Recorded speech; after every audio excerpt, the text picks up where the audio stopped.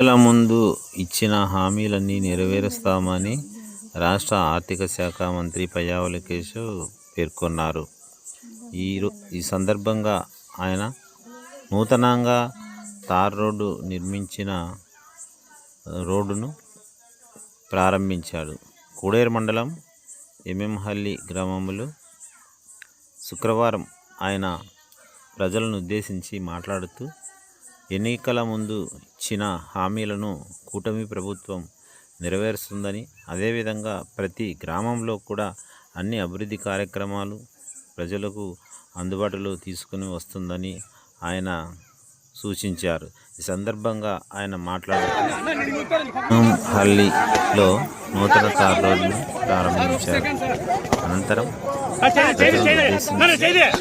మాట్లాడి అందరి దగ్గర పలకరింపులతో సంతోషంగా మంత్రి గారు గడిపారు.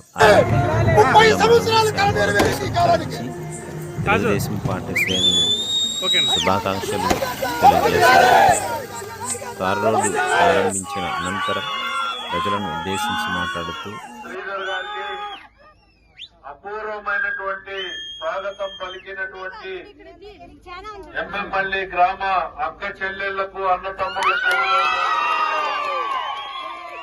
విచ్చేసినటువంటి మండల నాయకులకు కూడా హృదయపూర్వకంగా నమస్కారం తెలియజేస్తున్నాను. నేను శ్రీధర్ మాట్లాడుతూ గ్రామస్తులు రుణపడి ఉన్నారని కాదు, నేనే మీకు రుణపడి ఉన్నానని ఇదే నిలబడి మాట్లాడామనుకుంటా. రాత్రిపూట మాట్లాడినాం. ఈ రోజు రోడ్డు మీద వస్తుంటే మీరు చూపించినటువంటి ఆదరాభిమానాన్ని చూస్తే 1000 ఏనుగుల బలం వచ్చింది, ఇంకా 10 రెట్లు ఎక్కువ పనిచేయాలనేటువంటి ఇది మొదలు మాత్రమే.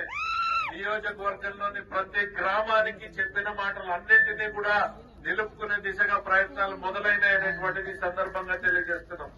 మళ్ళీ చెప్తా ఉన్నా, మంత్రినివా కాలువ వెడల్పు పనులని ప్రారంభిస్తామనేటువంటిది కూడా ఈ సందర్భంగా 5 ఏళ్ల పాటు ఈ నాయకులకు ఇచ్చినటువంటి అవకాశాన్ని వినియోగించుకోలేదు.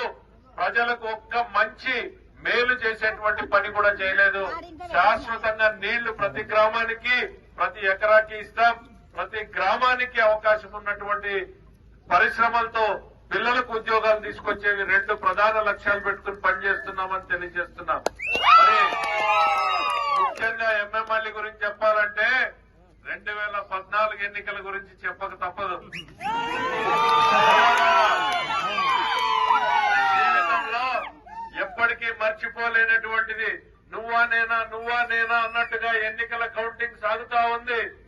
ఒక ఓట్లో 2009లో నువ్వా నేనా అని సాగుతూ ఉంటే ఎమ్మెమల్లి గ్రామం వచ్చేటప్పటికి ఒక్కసారి విజయ కెరటం ఎగిసింది.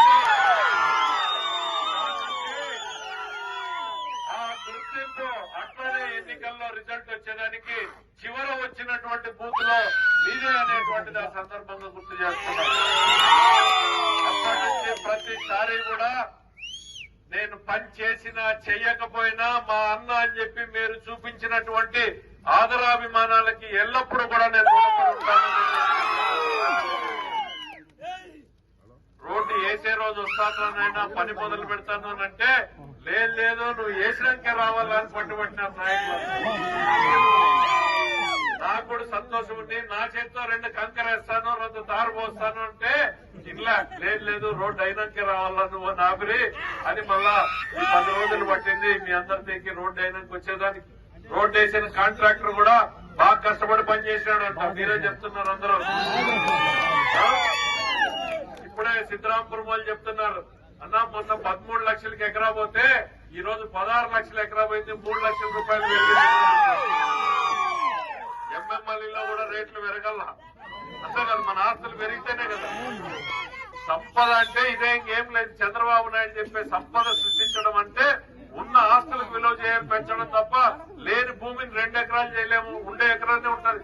దాని విలువను పెంచితే ప్రజలకి నమ్మకం, ధైర్యం వస్తుంది. సర్లే నా బిడ్డ పెళ్లి చేద్దాం, నా కొడుకుని చదివిద్దాం అనేటువంటి ఒక నమ్మకం వస్తుంది. నీళ్లు ఇచ్చి భూముల రేట్లు పెంచొచ్చు, మంచి రోడ్లేసి పెంచొచ్చు. ఇట్లా రకరకాలుగా మీకోసం పనిచేస్తామని తెలియజేసుకుంటూ పొద్దున్నే భోజనాలు పెట్టేదానికి రాత్రి కంటి మీద నిద్ర లేకోకుండా పనిచేసిన మా అక్క చెల్లెలందరికీ పొద్దున 11 గంటలకే మా అన్నకు భోజనం పెట్టాలని రాత్రంతా మేల్కొని చేసింటే మీకు నిజంగా హృదయపూర్వకంగా ధన్యవాదాలు.